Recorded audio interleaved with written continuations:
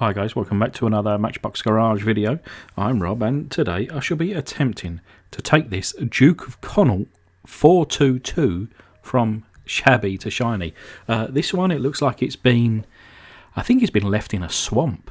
There's not only a lot of course the paint is missing, but yeah, there's a lot of dirt, crust, grime, I think, yeah, dried pond scum.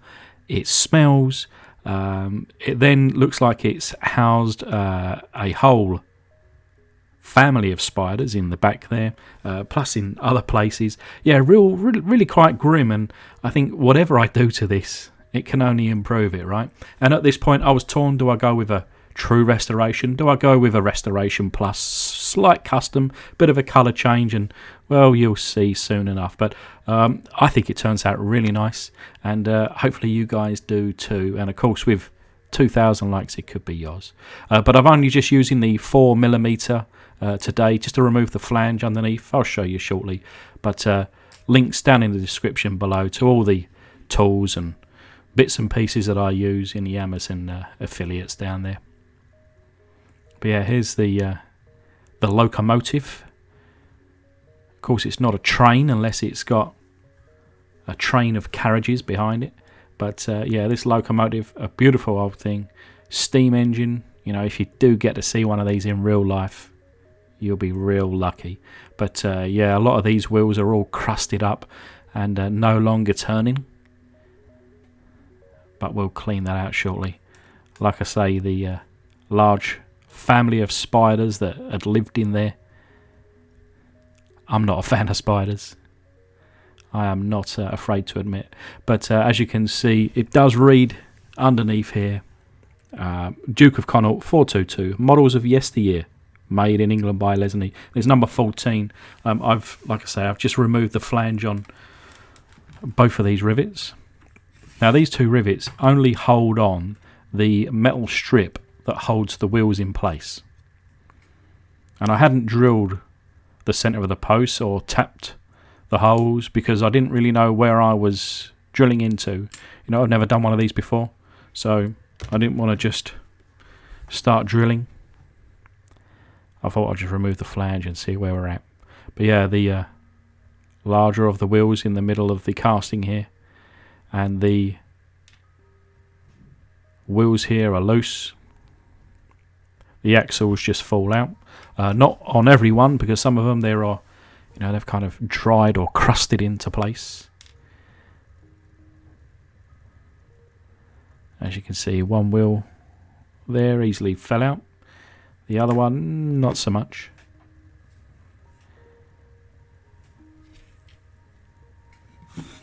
So using my little, whoops, let's tidy up as we go. But using my jeweler's sand bag and my little hammer here, I thought what I'll do is I'll try and tap this out. And it is coming. Millimetre by a millimetre.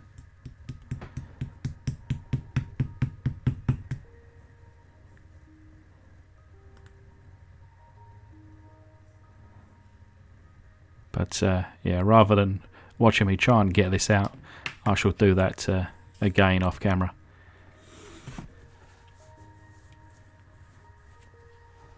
But the little piece under here,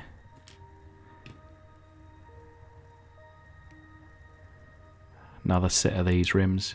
Like I say, these do and should just slide straight off. They're not fixed to these axles.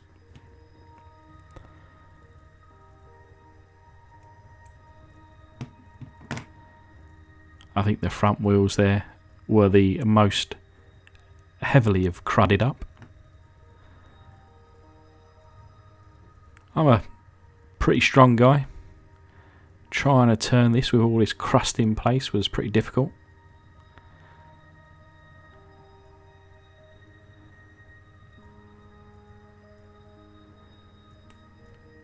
But yeah, there's one wheel off, and I thought I've got no chance of getting this other side off. But yeah, look at all that crust and grime, and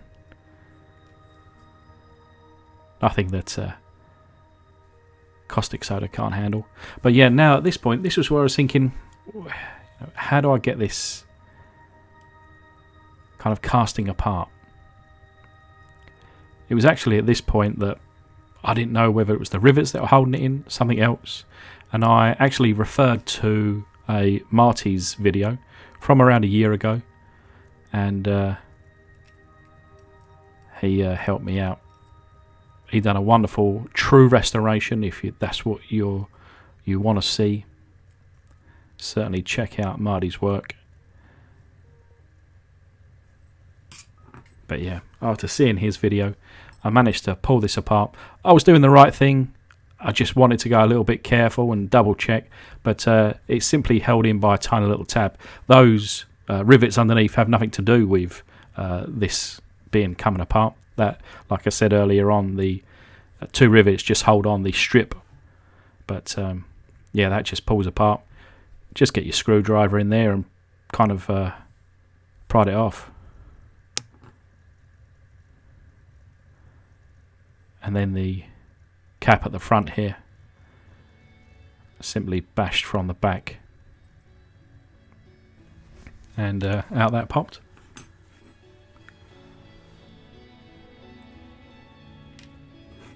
I have done another Locomotive before, and the other style that I done, the front cap was in brass, but this one is just in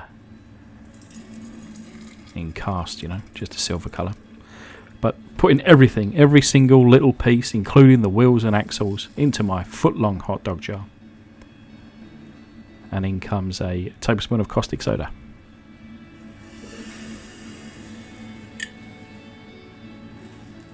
You know what, this is still the very same and first hot dog jar that's probably been used 200 times now. I think it's probably the most famous hot dog jar in the world. What do you think? But anyway, about 15-20 minutes later, washed it all out. Most of the paint has been removed. We don't have 100% today, but certainly in the low to mid 90s, probably around a 93.89%. As you can see, a little bit of paint remaining on that strip under there.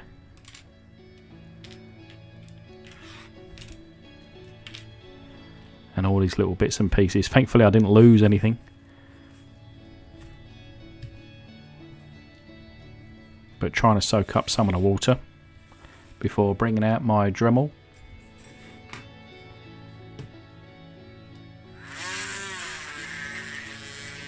Give you a little sample here.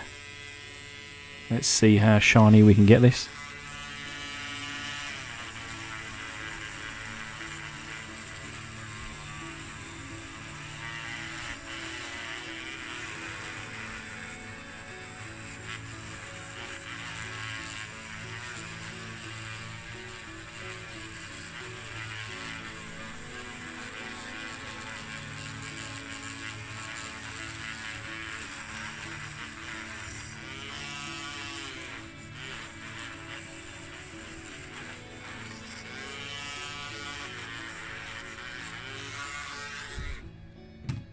So yeah, there's one side of that shining, and then the dull side. So we'll spend some time getting it all shiny, including the base plate here, and I'll leave it like that. I'm not going to paint that. Like I say, I'm going to do a bit of a change up. If you want a true restoration, check out Marty's video, but I'm going to leave some polished parts, change up the colours a little bit, but it's still, well, in my opinion, turns out beautifully.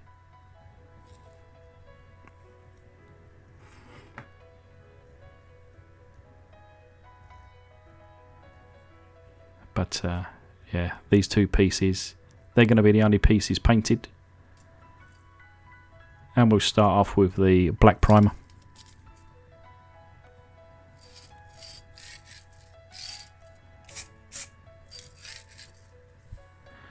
I shall turn on my filtration system. Don't want to be breathing in this paint. Quite quite a few little nooks and crannies on this one, so quite a few little angles just to make sure that we're all covered.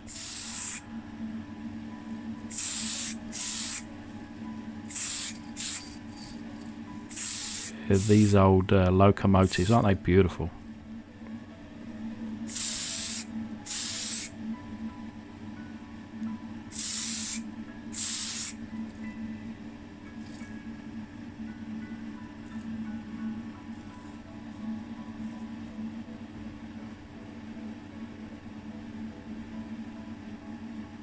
So just putting that to one side and then reaching for the other half of the casting, making sure really not to drop it on the floor or bash the paint. But yeah,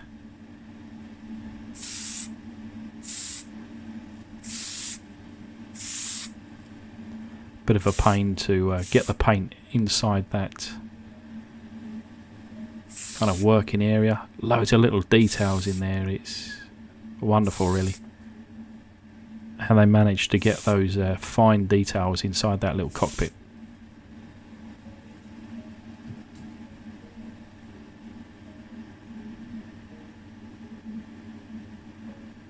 I wonder what it is called. Is it like, would you call it an engine room? A cockpit? Drivers? I don't know. Your answers down below.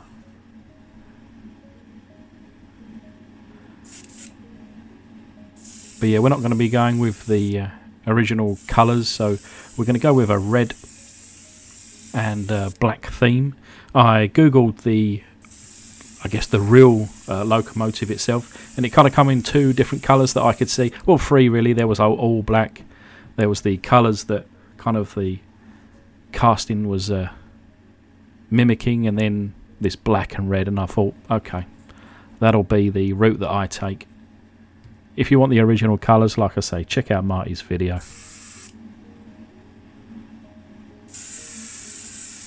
Hey, why not check out both of them? Let us know which one you prefer.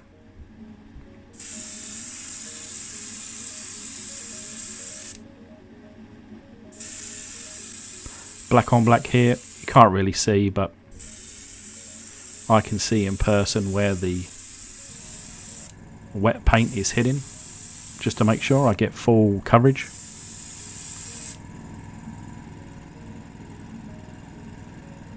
But I did like it in the kind of matte satin finish, so I did hit it up with a matte clear. As you can see, the following day it's now all dried.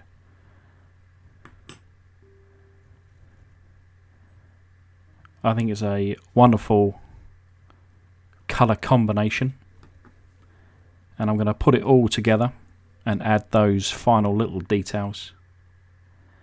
But yeah, here's a reminder of what she looked like, the Swamp Thing. And well, this is the result. So straight away we can see that lovely shining cap on the front there, coming around the side. And of course you can see in the reflection of the mirror the shiny undercarriage and wheels. Now I've added a little bit of gold paint in where not only the real locomotive itself, but with the castings of the Matchbox models of yesteryear. Just around the back there, just started to highlight some of those wonderful tiny little details that they managed to get into this casting. But I think this is a great little casting to anyone's collection. Hey, I don't mind keeping it. Of course, if it does reach 2,000 likes, well, it could be yours. Just comment down below, like the video, but make sure you're a subscriber whilst clicking that bell. I think a few people have mentioned they're not getting the notifications, which is a shame. But anyway, thanks to my patrons, thanks a lot. And for everybody else that's watched, I hope you enjoyed this one, and I'll see you soon on the next.